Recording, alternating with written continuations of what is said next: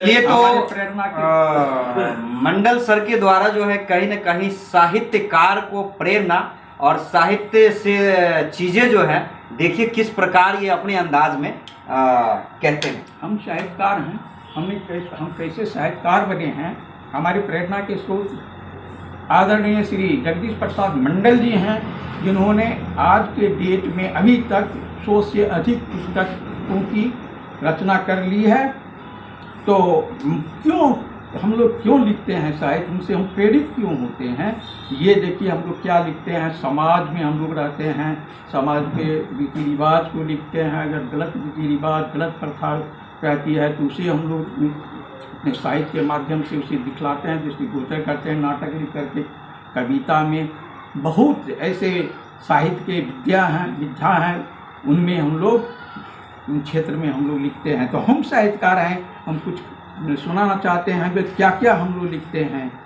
कभी फूल लिखते हैं तो कभी फूल लिखते हैं, कभी नदिया तो कभी पुल लिखते हैं, कभी प्रशंसा तो कभी निंदा लिखते हैं, कभी किंसुका तो कभी रजनीगंधा लिखते हैं, कभी जल में विहार करते हंस, कभी टीले पर बैठे मोर लिखते हैं, कभी हंसता हुआ चेहरा तो कभी चकविदोर लिखते हैं, कभी सुना ना बेटी, कभी नेत्रदान लिखते हैं, कभी जीवन मरण तो कभी रक्तदान लिखते हैं, कभी जीवन में मेल कभी गरमेल लिखते हैं, कभी सपना साकार, कभी सहनता रह गेल लिखते हैं, कभी दिल के ध्वनि तो कभी गोबर बिछनी लिखते हैं, कभी बागबार तो कभी दूध बेचनी लिखते हैं, कभी पंगु उपन्यास लिखते हैं और किसानों की व्यथा लिखते हैं, कभी मुलायम गाछक फूल लिखते हैं और समाज की दुर्दशा लिखते हैं।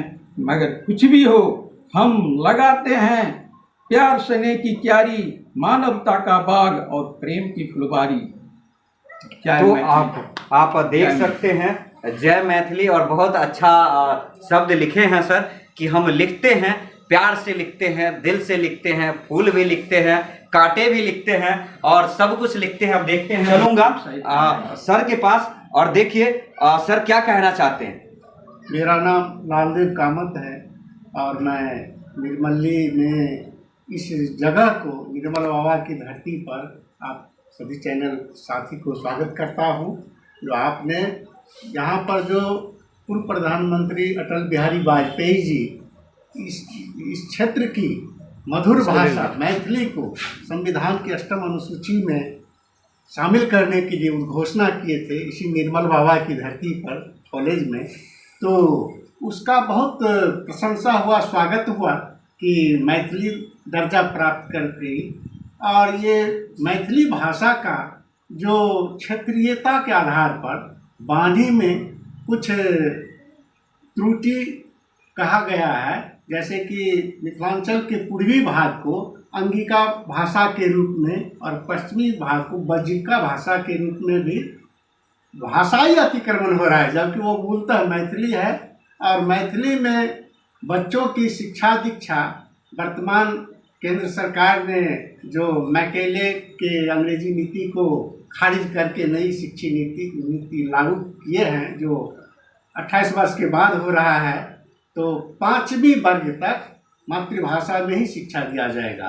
विदेश में भी यदि मिथिलांचल के लोग रह रहे हैं तो उनके बच्चे को वहाँ पर मातृभाषा में दिया जा रहा है शिक्षा। ये बहुत बड़ी बात है मैथिली के प्रति। और बच्चों का रुझान ये मातृभाषा के प्रति किस प्रकार शुरुआत हो, तो उसको हमने कवि का ही पढ़े हैं, कविता जो अ आ से लेकर ज्यों तक का जो वर्णमाला है उसका थोड़ा आप लोग के पास भी गुनगुनाना चाहूँगा। जी बिल्कुल सर। जी, तो वर्णमाला में किस तरह से आकर्षण है।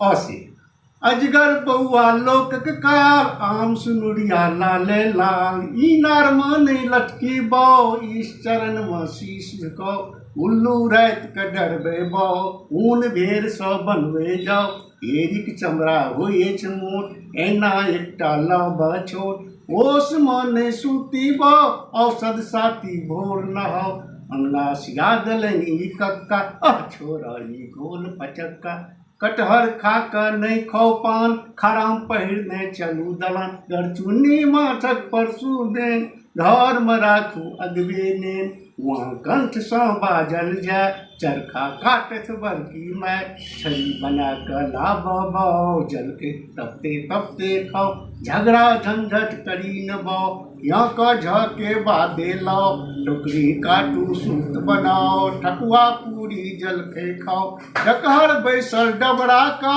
ढले माछ पर कयला घाट, मूर्धन्य शब्द टेका अक्षर, तरकारी एच केहन चहट, थपड़ी बाजल भाषण पूरा, धनुष भंग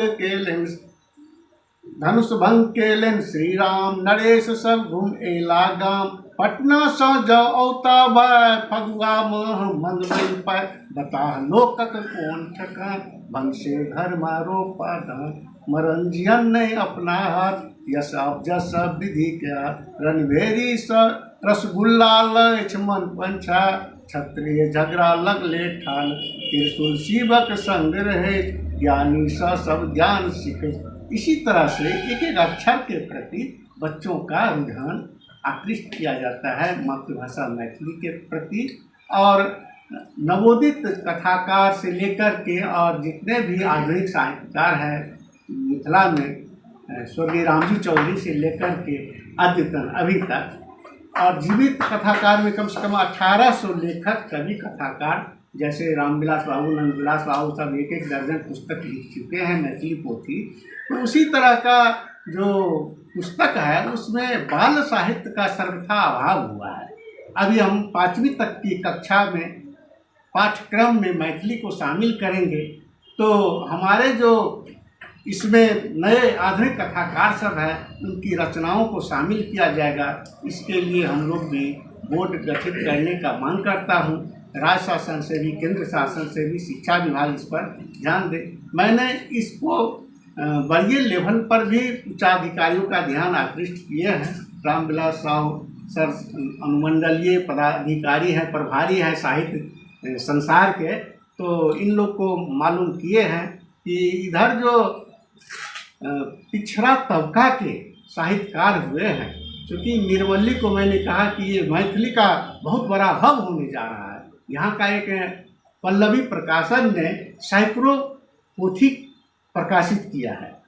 तो इतना कम समय में, ये 10 वर्ष में सैकड़ों के सैकड़ों पोथी का प्रकाशन होना अपने आप में यह बहुत ही प्रशंसनीय कार्य हुआ है। और इसका जोड़ा दूसरे जगह नहीं है, क्योंकि सैकड़ों पुस्तक के लेखकों को साहित्य अकादमी भी जगदीश मंडल जी को पंगु पुस्तक पर पुरस्कृत किए हैं साहित्य अकादमी से पिछले दफे, जिसमें अभी रामेश्वर प्रसाद मंडल जी सर हैं। सर के किताब पंगु को हिंदी में अनुवाद किया गया।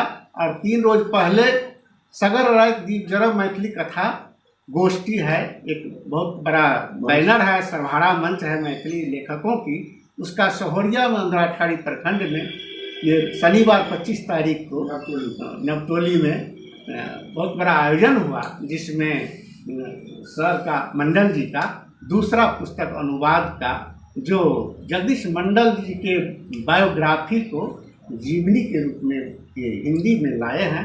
यह सब बहुत प्रशंसनीय कार्य सर के द्वारा हुआ है।